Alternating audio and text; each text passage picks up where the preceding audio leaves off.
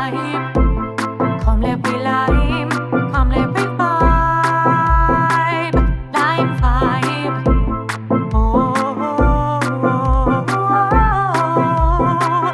Lime vibe. There you go. So welcome once again to another Lime Vibe live conversation. This is your host Yori Kemp from the Bahamas, and I'm talking to our friend, our fellow vlogger, Mr. Desmond Richards from Jamaica. How you doing, Desmond? Well, I am supposed to be doing okay, Yuri. That's good, man. I see you doing a lot of good stuff with this podcast you're running now. Rebel Radio, isn't it, right? Yes. Okay. So tell me a bit. Go ahead. Well, you see, Rebel Radio, I have been a journalist for 38 years now. Mm-hmm. And Rebel Radio is my latest media invention. Mm-hmm. And this is a product that I introduced to represent the interests of the people. Mm-hmm. That is what we are aiming at. Oh, wow. Yes. Okay. That's 30 plus years of media, man. You must be out of your mind with all sorts of information and data, man. You've been doing this for 30 years inside Jamaica, right? Yes. All right. I have been around for a while. Okay. Yes. So you grew up in Jamaica, born in Jamaica, right? Yes, born and grew in Jamaica. I am a Jamaican. Okay. I'm living in Jamaica. I have never lived outside of Jamaica. Okay. What part of Jamaica is it? Well, currently I'm living in Kingston, the capital, but I was born in rural St. Anne. St. Anne is one of the 14 parishes. Okay. St. Anne is the birthplace of our first national hero, Marcus Mosiah Garvey. Okay. That's cool. So I guess you went to a lot of Pan-Africanism as well, too, considering that you want to venerate Marcus Garvey. Yes, and incidentally, today is Garvey's birthday. Oh, okay. The 17th of August. Yes. Do people celebrate that in Jamaica, or is it an observance? Yes, it is celebrated in Jamaica, and it is celebrated in other places. For example, I know it is being celebrated in Barbados. I know it is being celebrated in the United States also. Okay. You want to push your screen back a bit from your face, Desmond? You're coming straight up to the screen. Yeah, bring your camera. Yeah, right. That's better. That's good. Okay, that's better. Yeah, you were too tight up to the screen there. So, okay, that's cool, man. So tell me, Desmond, how did you get involved in vlogging in particular, the podcast business? Because, media is one thing, but now this podcasting is something brand new. What made you decide to go into podcasting and vlogging? Well, as for me, Yuri, things are changing, right? When I entered journalism, we had the typewriter. The typewriter was our tool. The typewriter is no longer, that has been replaced by computers. Yes. Now, what we are witnessing, we have seen where social media, the internet, has been introduced, and that has changed the work and the operation of traditional media. Yes. So, for me, what I see social media as a means of expanding journalism and freedom of expression.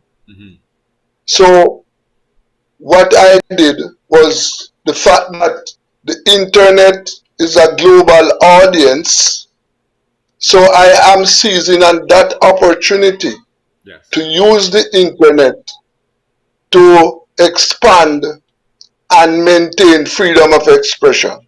Good, good, good. Wow, that's amazing there, Desmond.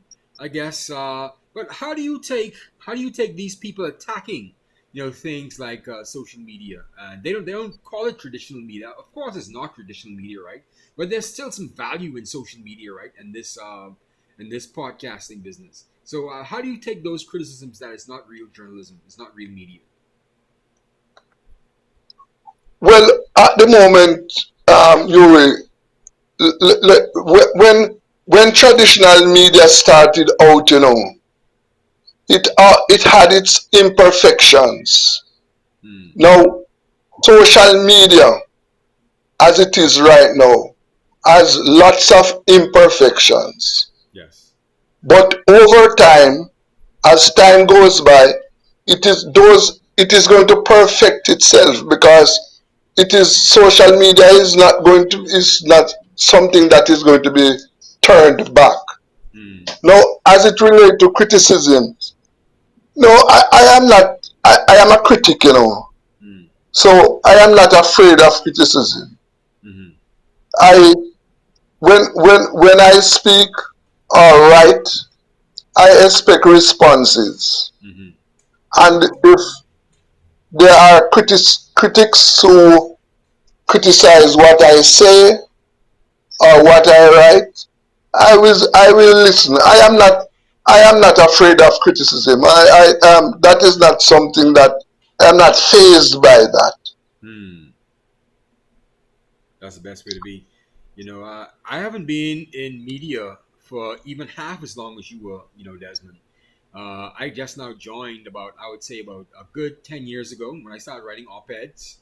And, I find that you have to really separate yourself from the reporting and the people that's involved in the story, because or else you'll start to take on all these people's problems and they start to wear down on you, they start to bear down on you, man. So I tell anybody that's coming to the media, you have to separate yourself, the person that's telling the story, from the actual story that's happening in front of you. That's the only way you can maintain some sort of healthy balance within your mental faculties, man. Do you find yourself the same way too? Yeah, well, a journalist is one of the prerequisites of journalism is that the practitioner must have tough skin, Mm-hmm. the skin of a walrus, Mm-hmm. right? So if you are somebody who is easily phased, if you are someone who cannot take criticisms, if you are not tough skinned, Mm-hmm. and if if you will not be able to protect the interest that you are supposed to protect, Yes. and that is the public interest, Yes. right? So if you are somebody who, as I said, who is easily phased, and someone who is easily perturbed by criticisms and by opponents, and if you are not someone who is really willing to put questions to the authority, if you are not someone who is willing to challenge the authority, Mm-hmm. you can't be a serious journalist. Hmm. Yeah, you need courage. You need courage there, Desmond. I understand you, man. You have any hairy times that you can remember in media that you had to really stand up in the face of pressure, in the face of all the people around you, in the face of power in particular? You have any stories about that? No, no, repeat. I missed that. I missed part of what you said. Oh, Repeat. I said no. I said, do you have any stories about courage that you were involved in media, where you had to stand up to authority, or where you had to stand up in the middle of somewhere very, very tense, that you had to, stand up and actually deliver yourself, or deliver the news? You have any stories of Well, that? currently, no, currently I don't have. Mm. But during my time at the Herald, the Sunday Herald, Mm-hmm. the Sunday Herald was a weekly publication that was owned and published by a journalist, Mm-hmm. and that was where I am an investigative reporter, Mm-hmm. and most of the stories, several stories that we published, were stories that challenge the authority. We were always having criticisms and opposition from the political parties Mm-hmm. because, you know, we were there informing the people, telling the people what is happening. And as you know, the truth hurts. Oh yes, it does. The truth stings, you know, and it's so sad because the truth really is a cleansing agent, isn't it, though, Desmond? I mean, why wouldn't we want the Yes, truth out there? You know, the truth sets you free. I believe right. in freedom of speech, and I believe in freedom of thought and freedom of expression. I believe that the truth, the only thing we have is the truth. One of my disappointments now is that the journalistic fraternity in the Caribbean is asleep. They Mm. have closed their eyes to the atrocities being committed against the people of Gaza. Mm. For example, over 200 journalists have been killed in Gaza, Oh wow. and the media fraternity in the Caribbean has been silent. Mm-hmm. Now, just last week, 5 journalists were killed. And from my perspective, I expect the fraternity to rise up against that. Mm. I expect the fraternity to put that on their front pages and to keep on protesting. Now, look at what is happening in Gaza. Daily, people are being killed, men, women, and children. And the journalists in the Caribbean are silent. When was the last time the journalists in Bahamas put out a story about what is happening in Gaza? Well, I mean, The, Desmond, in all fairness, I mean, Gaza's like miles away. It has really nothing to do with the Caribbean, right? So why should we be concerned about that when you have the United States, you have Europe, so, and you have hold a second. go Let ahead. me stop you right there. Mm-hmm. Let me stop you right there. Mm-hmm. Do you realize Gaza is far away? Do you realize what is human beings being killed, you know? Mm-hmm. Human beings. Wherever human beings are being killed, whether they are white, brown, black, Chinese, whatever. We as journalists must be concerned about that. Mm-hmm. We are part, Gaza is part of the world community. Mm-hmm. So yes, it is far from we, but remember what is happening to people. Mm-hmm. We must be concerned about the lives of people. Yeah, I agree. I agree, Desmond. I think most of our attention is being put towards Haiti in particular, and to some extent Venezuela. So I think that just I'm not giving a pass to any media house or any journalist in the Caribbean, but I think we've been focused on Haiti in particular, which is really a hellhole, from what I understand. Where did you see the latest report from U.S. Justice Department where they put out an indictment against Jimmy Chirizia or Barbecue, and they put a $5 million bounty on his head. And I think that the situation in Haiti Yes, is I really, saw that. yeah. Yeah, yeah. I saw that. Yeah. So I mean, while I appreciate, of course, I'm saddened by what's happening in Gaza, but that's a centuries old problem that's between Israel and the Philistines or the Palestinians, right? And to be honest with you, it's quite a shame that it keeps on flaring up. And I don't like what's been happening in Gaza, to be honest with you, because at the end of the day, you're right. They are people. They are human beings, right? And for us to just sit there and just notice that that's happening, the genocide that's happening is just an absolute atrocity, man. And Israel's going to have to pay for that. I'm not sure how God above is sitting there and watching this happen, but I guess there's a reason behind all of it. And what frightens me too, I shouldn't say frightens me. What disturbs me as well too is that those people in Gaza, they are ethnically, indigenous, Jews, and they're indigenous people. They are indigenous Semitic people. Whether they're Arabs, whether they're Jews, whether they're Kurds, they all grew up in that area, and they all follow the traditions of the established religions of the Abrahamic religions, whether it be Judaism, Islam, or Christianity. And so, essentially, the Israelis, they're killing off their own seed, their own lineage, their own people, and that's what's sad about it. So, but to your platform, Desmond. I mean, let's talk about something a bit more happier. What about your platform, the Rebel Radio? Tell me about that. How's that been growing so far, Desmond? Well, it is growing.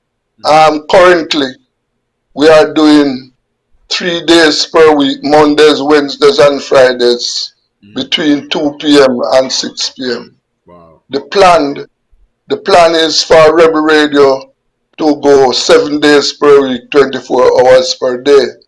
Oh, that is what we are working on. That is what we are working on now. Based on our projections, we are hoping that by 2026 we will expand to 7 per day per week, 24 hours per day. As I indicated earlier, Rebel Radio is the aim of Rebel Radio is to focus on the lives of the people. Now, one of the things that you will observe with news gathering right now, let me ask you, how many newspapers you have in Bahamas? From what I could remember, we have 3. 2 main ones and another sub one that's out there somewhere floating around. Okay. And radio stations? Oh, it's too much to count, man. Has to be. Okay, you have many. Yeah, many of them, yeah. At least 15. And there's only 2 current affairs news radio stations. That's Guardian and ZNS 1540. There are only 2 current affairs radio stations. The rest play music. Well, if you observe the news, how the news is gathered and presented, you will see one thing, that the news is gathered mostly from official sources. So what the Prime Minister is saying, what the official sources are saying, the news in Bahamas is not focused on what is happening to the lives of the people. So, for example, I am sure that the news don't go down to the rural areas of Bahamas to find out what is happening with the people in those areas. They will only go to those areas when something terrible has happened. If there is a serious killing, a serious fire, that is when the news will go there. Yeah. And that is similarly how the news is gathered and disseminated in Jamaica. Now we at Rebel Radio, we don't intend to follow that course. We will spend our time looking at what is happening to the people at the lower levels. And that is where we are going to source and produce our news from. That is our aim. Oh, wow. Okay. That's good, Desmond. But, 7 days a week, 24 hours a day, that's a heavy burden though, Desmond. I mean, I think that's a lot, man. So you're gonna have to have a lot of resources and a lot of sub editors and a lot of correspondence, man. I'm struggling to do 1 live show a week, and sometimes I don't do it every week. Sometimes I miss a week or 2, and that's a burden, man. But you do it 3 times a week right now for about 3 or 4 hours. That is amazing, Desmond. You're doing an amazing job, man. Yes. Well, I know it is a gigantic task, but the gathering and disseminating news Mm-hmm. is something that I have done for 30 years. Mm. So I'm going to use a lot of innovation, Okay. right? Mm-hmm. Um, I am not going to use the traditional means to achieve my objective, Mm. but I am going to put that that is on the table, and I am going to work towards that. Okay. That sounds kind of cryptic there, Desmond. So what do you mean non-traditional means? You're not going to go into Hmm, anything illegal, huh? hmm, hmm. But I know I see you've been focusing on a lot of crime issues in particular, a lot of regional crime. How's that been going? Yes. Mm-hmm. Well, Yuri, one of the things that the Caribbean people might not be aware of, Mm-hmm. the issues affecting us is a Caribbean issue. Mm-hmm. The economic problems you are facing in Bahamas Mm-hmm. are similar to what is being faced in Jamaica, Guyana, Barbados, St. Vincent. Mm-hmm. The agricultural problems. Last year, for example, was a very bad year for crime in Jamaica, in the Caribbean. Mm-hmm. Mm-hmm. Yes, very bad year. Mm-hmm. Murders were up in most, if not all, the Caribbean. Yeah. And right now, as we speak, the perpetrators of crime in the Caribbean are the young black men, and they are also the victims. Yes. So the crime problem we are facing, the gun, for example, in Bahamas, I know you're having a gun problem or gang problem. Yeah. We are having in Jamaica. It is prevalent in Barbados, in Guyana, in Trinidad, right? Um, right now, our murder numbers are down. We are on to reduce numbers this year below 1,000.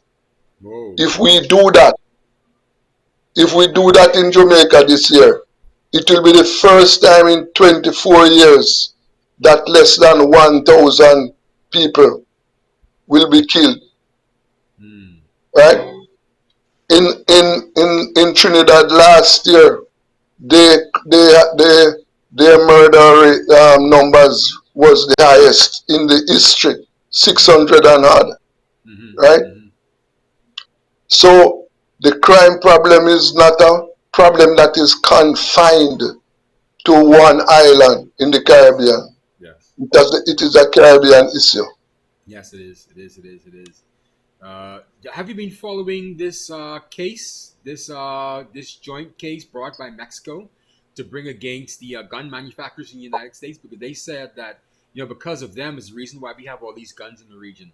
Have you been following that? Yes, I am aware. I Mm-hmm. am aware of the case brought by the Mexicans. I Yes, am aware of it. and they Yes, joined forces. yes. Mm-hmm. Um, what would be interesting, and I don't know if it is possible, but the entire Caribbean should join that effort. Yes, I think we have actually. I think CARICOM has joined it. I know the Bahamas and Trinidad has joined the case because what had happened was that Mexico had brought the case and it was thrown out, and they brought it back on appeal, and then most of the Caribbean countries joined on the appeal, and so we're standing with Mexico against the gun manufacturers. So yes, I think the CARICOM is a part of it. Just to put it Yes. out there. Yeah, so Okay. that's good. Yeah, man. So that's where it is. But speaking of the United States, how do you feel about the Trump policies towards the Caribbean? I know he's been trying to hit us with tariffs, and you think that's going to put like a hurting on us the way that he thinks is going to do like what it's done to China already? Or Trump's just someone who's not an Well, Oscar at all. well, Yuri, what President Trump is doing must affect us negatively, you know. Mm, Yes, that is something that will affect us, mm, mm, the all of us in the Caribbean, mm, because we have to remember that most of us in the Caribbean, you know, we are, the United States is our largest trading partner. mm-hmm. It is our closest trading partner, and we in the Caribbean, we rely on the United States quite a lot. The decision by the president to impose tariffs, that is going to affect us negatively. Yes, yes, yes, yes, yes.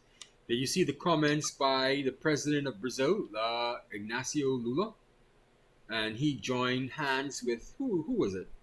Um, he joined hands with somebody just recently, where he decried the Trump tariffs. Oh, he aligned with the Chinese president, President Xi. I think there was a visit by President Mhm. Xi to Brazil, and he said that the U.S. tariffs are a bad idea, and he essentially blasted President Trump, and he's getting cozier with China right now. That's something the United States don't want.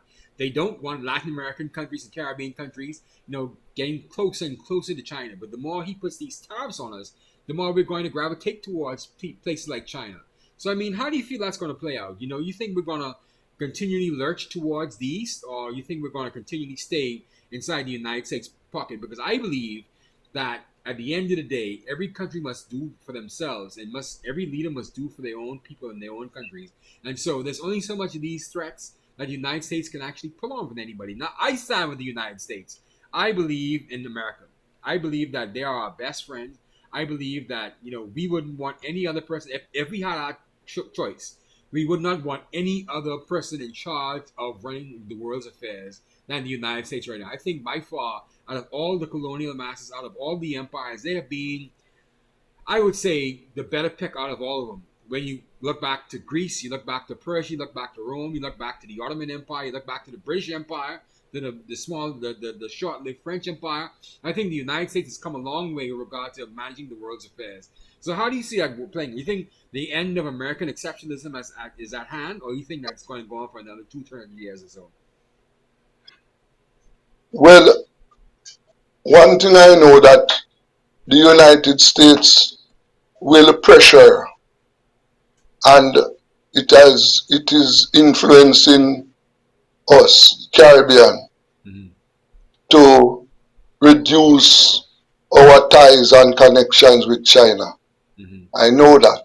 Mm-hmm. Um, the as it stands now, a number of countries in the Caribbean have relations with China and have been, working with China. China has been investing in a number of Caribbean countries. I know, for example, in our country, it has invested money in roads, right? That is the main investment, roads. No, so, and I know that the US has tried and is trying to reduce China's influence in the Caribbean. Now, how this is going to play out in the long run, I don't know. Mm-hmm. But um, the Chinese are offering some assistance to the world. Mm-hmm. They are working in Africa. Mm-hmm. They are working in Latin America. And they are offering some real assistance to these countries. Mm-hmm. It is now up to these countries to decide whether they are going to accept and work with the Chinese and, disobey the instructions from the United States. But some would say, Um, Desmond, that the United States is to blame for all their problems with China sneaking in here, because after the wall came down in Berlin, after the Cold War came to an end, they stopped spending money, Desmond. they stopped investing. And so the Chinese stepped in and started spending money. And you're right, the investments are in the billions of dollars around the Caribbean. And you just can't say, oh no, let's stop talking to the Chinese and let's only stay with America when America isn't spending any money, Desmond.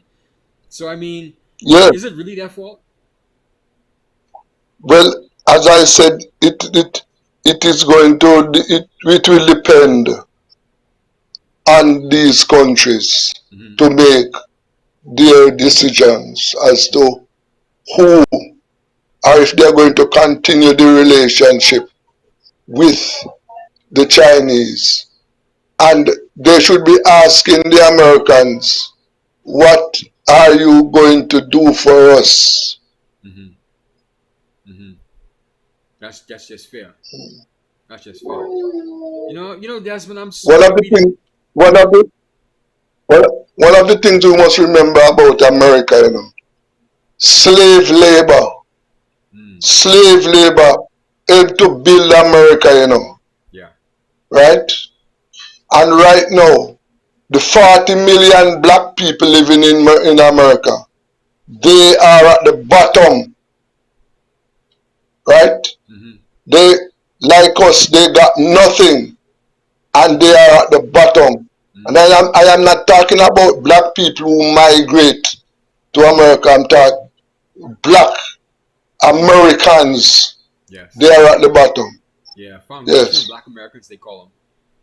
Foundational Yeah. Black Americans. Yep. So, Desmond, I'm sorry we didn't get so much more into your background because I would love to hear more about how you started in the media, but we didn't have a chance to get into all that because we went straight at it, didn't we, though, Desmond? Because I know your time is very short. So, any final thoughts that you have that you want to share with us so that you want the Caribbean audience to know? No, repeat that. No, I said it's a shame that we didn't, go into your background, how you got into media altogether from your start working with the Herald, and then I see here that you also did journalism with the Trans World Tutorial College. That you studied you was a correspondence with the Trans World Tutorial College. I'm sorry we didn't get a chance to Yeah. go into all of that, but I would love to get into all of that, Desmond. But you have any Well, final let us say thoughts for to, us? well, let us say to be continued. To be This is continued. my first appearance on your show. So let us say that when we talk again, your show is a weekly show, right? Yeah, well, I do this. I do the interviews here. I try to get some in on the weekends, so I, send them up on the weekends. But I try to do a live show every Friday. So let's say once a week, I like to do an interview. So hopefully you'll come back with me, Desmond. I really would appreciate it as we get more into I your will. program because you're a very interesting person, Desmond. I will. Thank you so much. I really appreciate Thank your time, you. Desmond. Thank you very much too for your time for inviting me. To be Thank you. continued. To be continued, Desmond. I appreciate your chat, Desmond. Thank you so much. Yes. So there goes another live vibe conversation with Desmond Richards. He's a journalist and a vlogger from Jamaica. And thank you so much for joining us. This is Yori Kemp. I'll see you again next time. Goodbye.